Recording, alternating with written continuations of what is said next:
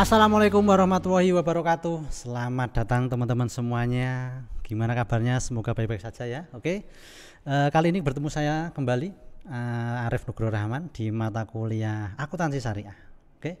Nah, ini kita masuk pertemuan kelima ya. Di mana pertemuan kelima kita sudah masuk ke akuntansi murabahah ya, akuntansi murabahah.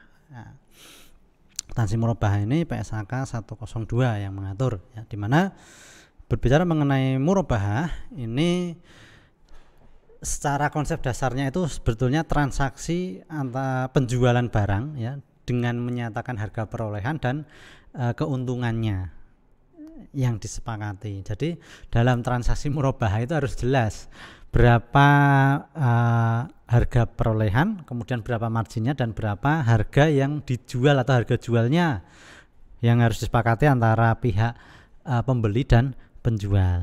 Jadi, ketika melakukan transaksi jual beli itu perlu kontrak. Kontraknya itulah yang dinamakan akad. Nah, kalau jual beli biasanya akadnya adalah murabahah karena akad murabahah memang yang digunakan sebagai transaksi jual beli. Nah,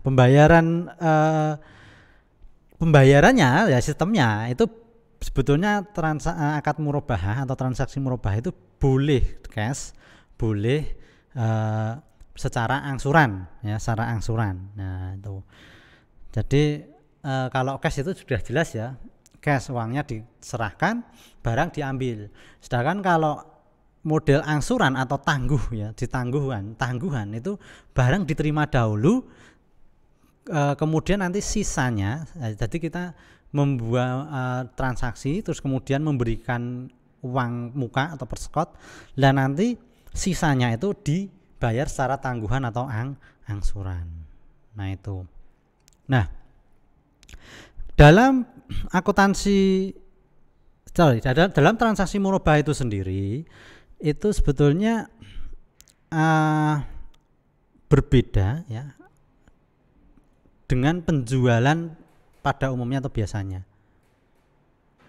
Kalau di penjualan biasa itu kalau pedagang, menjual barang ke pembeli itu hanya menyatakan harga jualnya. Sedangkan kalau di murabahah, transaksi murabahah, harga beli sekian, harga marginnya sekian, harga jual sekian.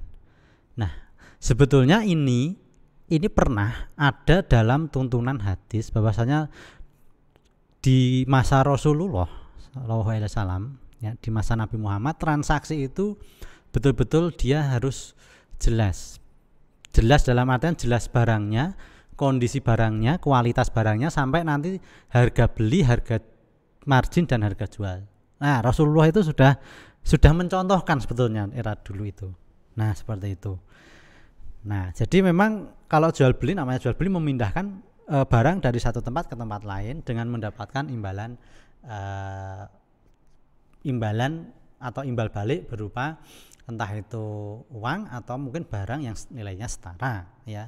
Cuman kalau barang sama barang kan barter, tapi kalau ini dengan nilai pengganti atau dengan istilahnya dengan alat pengganti ya. Alat pengganti itu yang bisa diukur dengan satuan tertentu ya. Biasanya uang atau emas atau dirham ya. Emas atau perak dan seterusnya seperti itu. Nah, murabahah sendiri memiliki beberapa karakteristik ya. Yang pertama adalah sebagai proses pengadaan ya. Di situ dalam murabahah harus ada proses pengadaan barang. Jadi nanti ketika transaksi itu pihak penjual harus mengadakan barangnya dulu. Jadi tidak boleh jual beli tanpa ada barang.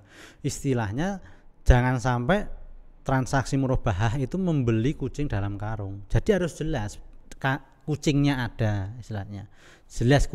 Misalnya barangnya ada, kualitasnya jelas, ada cacat atau tidak. Nah, itu.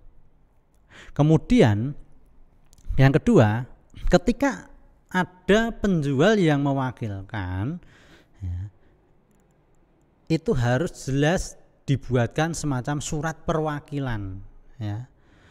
Nah, surat perwakilan. Nah, itu dalam akuntansi syariah itu ada ya, ada istilahnya surat perwakilan atau akad perwakilan yang biasa dinamakan wakalah kalau dalam akuntansi syariah ya. Itu. Kemudian pihak pembeli harus memberikan diskon karena dalam akad murabahah, karakteristik murabahah itu tidak bisa barang itu dijual atau ditangguhkan 100%. Jadi memang harus ada aturannya. Aturannya itu penangguhannya tidak boleh 100%. Nah, setiap lembaga entitas punya kebijakan masing-masing. Tapi intinya sesuai syariat tidak diperbolehkan untuk menangguhkan 100% karena itu dianggap sebagai utang piutang biasa, hampir sama ya. Tapi ketika ada uang mukanya, ada persekotnya, itu sudah masuk kategori salah satu karakteristik akad murabahah atau karakteristik transaksi murabahah. Jadi ketika teman-teman beli barang dengan transaksi murabahah tidak boleh 100%. Ketika ada barang harganya Rp1.000, teman-teman harus memberikan diskon persekot atau DP ya, uang muka. Misalnya katakanlah Rp300. Lah sisanya 700 itu baru ditangguhkan. Itu karakteristik murabahah. Makanya tidak boleh dalam murabahah itu harus 100% menerima. Anunya itu enggak boleh. Itu malah tidak diperkenankan ya. Tapi kalau nerima barangnya harus 100% yang tercatat di dalam akad itu harus 100% diterimakan, tidak boleh ada potongan. Nah itu maksudnya ini kasusnya adalah potongan-potongan, misalnya ada provisi administrasi tidak boleh. Itu di dalam akad murabahah tidak diperbolehkan seperti itu. Tapi ketika transaksi barang itu harus ada DP-nya. Itu memang salah satu syarat dan karakteristik dalam akuntansi murabahah. Yang keempat ada diskon. Nah, diskon itu ada kebijakannya, diperbolehkan ketika memberikan diskon ya. Cuman harus jelas juga nanti diskonnya ya. Cara pembayaran ada tunai atau tangguhan. Nah, seperti itu. Yang keenam, ketika mengalami kesulitan keuangan boleh dilakukan penyelesaian secara musyawarah ya, kemudian dibuatkan kontrak yang jelas. Nah, itu karakteristik dari akad murabahah. Ya, jadi ini karakteristik murabahah ini memang di PSAK 102 yang mengatur ya. Jadi misalnya diskon ya, diskon itu hak pembeli boleh ya. Jika nanti memang ada kesepakatan diskon, ya itu harus betul-betul dinyatakan di dalam akad antara pembeli dan penjual. Nah itu. Nah kemudian terkait dengan karakteristik yang selanjutnya ya, terkait dengan tadi ya, misalnya diskon ya, diskon tadi ya memang itu sebagai hak pembeli ya. Intinya nanti kesepakatan, terus penyelesaiannya secara kekeluargaan. Kemudian yang cara pembayaran ya, cara pembayaran itu bisa tunai maupun sistem tangguhan. Kalau tangguhan harus ada persekot, biasanya ada uang muka. Dan apabila terjadi kesulitan keuangan dari pihak pembeli, maka nanti bisa diselesaikan dengan cara kekeluargaan, dengan cara musyawarah untuk mufakat. Itu karakteristik murabahah. Makanya ketika teman-teman melakukan transaksi murabahah ya harus sesuai dengan karakteristik tersebut dan jangan sampai melenceng dari itu, sehingga nanti istilahnya hukum syariahnya jangan sampai terlanggar lah, jangan sampai dilanggar ya, seperti itu. Nah kemudian murabahah sendiri jenis akadnya ada dua, murabahah dengan pesanan yang pertama, yang kedua murabahah tanpa pesanan. Kalau murabahah dengan pesanan ini nanti pembeli ya itu ketika membeli barang itu baru dipesankan oleh pihak penjual. Jadi penjual itu menyediakan barang ketika sudah ada pesanan atau istilahnya pre-order kalau zaman sekarang ya. Pre-order. Jadi barang itu di-order dulu baru nanti dia sediakan, terus nanti pihak penjual mengadakan barang tersebut sesuai pesanan, baru nanti dijual. Itu yang pertama. Yang kedua, itu tanpa pesanan. Kalau tanpa pesanan itu berarti intinya pihak penjual sudah ready stoknya dulu. Ketika ada pembeli langsung dia bisa layani.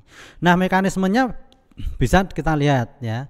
Kalau murabahah dengan pesanan itu seperti kayak broker atau kayak semacam kalau istilahnya perantara kita ya.